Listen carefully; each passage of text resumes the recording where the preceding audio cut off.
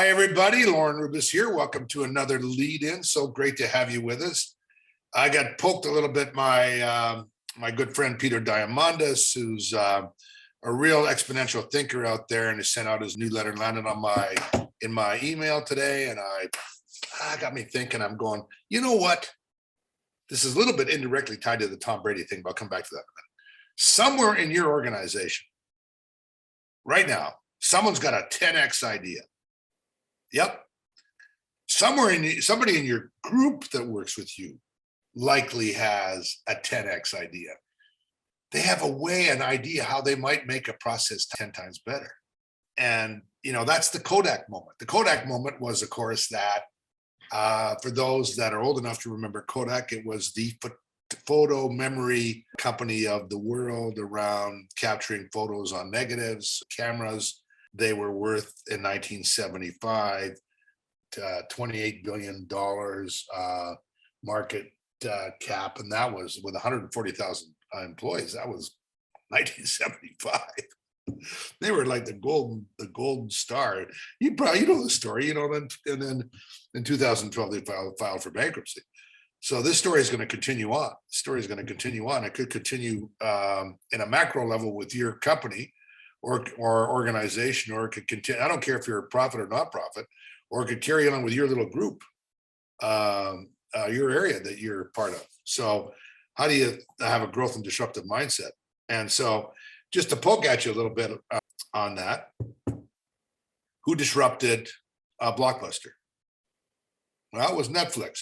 And I remember being at Harvard at the peak of the Blockbuster experience.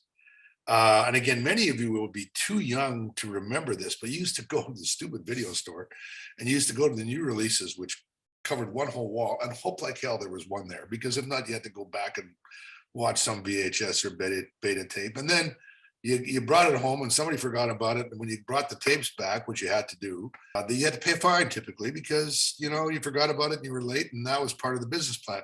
I remember sitting there on those guys' expense account in Cambridge, tell them they're going to get their ass kicked. Somebody's going to put them out of business. And my thought at that time was going to be likely more cable or telecom, because I was in that business at that time. And of course, it ended up being on Netflix on that particular platform. So when you can go down the list, right? But one of the most interesting ones recently has been Zoom. And Zoom has disrupted air travel so much. It's completely redefined. So the pandemic was the impetus around the adoption, but the amount of wasted time that we've traveled, oh my goodness. Flying across the country for a 2-hour meeting, that used to be a norm, right? Then you come home, you're tired, you're away from your family and all that stupidity. What value? Now, there is going to be, people are going to scrutinize when we really need to make face-to-face and when we can just carry it on without having to get on an airplane for all kinds of obvious reasons. Now, back to the Tom Brady comment around those of you that follow my work. I've made a point around saying that Brady was drafted 199th. Lots of teams, every team passed over him at least 5 times. He ended up being a unicorn, played in 10 Super Bowls, 7 that he won. My point is that there is a late draft choice likely in your organization somewhere that has one of these ideas or part of an idea. So what are you going to do about it? Well, you can just hear that's Lorne. I've heard him do the growth and 10x thinking and disruptive mindset. You know what?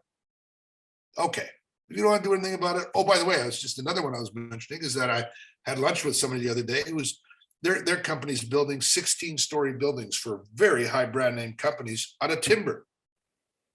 They're disrupting concrete. It's a reverse disruption. Because why? Because they need to be carbon neutral, and timber continues to absorb carbon. And these high profile companies, even though it's less, quote, immediately cost effective, they're going back to timber because it's an important way to get to carbon neutral faster.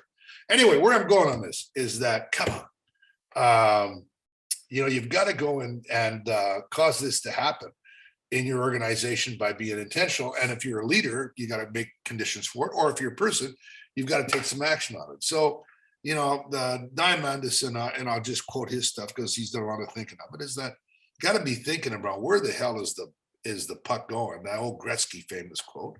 where is your business, your team, your organization going? Are they going to where the opportunities are? Are they chasing short-term results? I don't care if you're profit or nonprofit or who the hell you are. Secondly, are you doing data-driven experimentation? You're trying stuff. Using data, just try stuff. Does that stuff work? And are you using that growth mindset that you just can't? You've got to think, are there places we can do things 10 times different or 10 times better and digitize the living heck out of everything you can? Okay, got to 10x think the hell out of everything all the time. Think big, start small, try, experiment. Don't be caught in that Kodak moment. Look, I know how hard it is. I ran a company, I was a CEO of a company. We had to transition completely from a high margin refurbishment business into a service business. And it is painful. It is hard.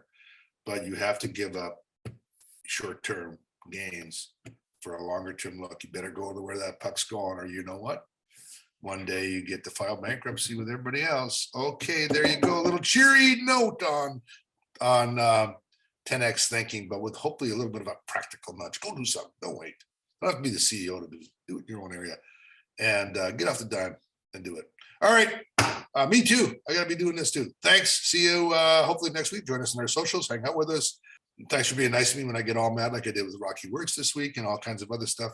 And we'll look forward to seeing you again next lead-in. Bye for now.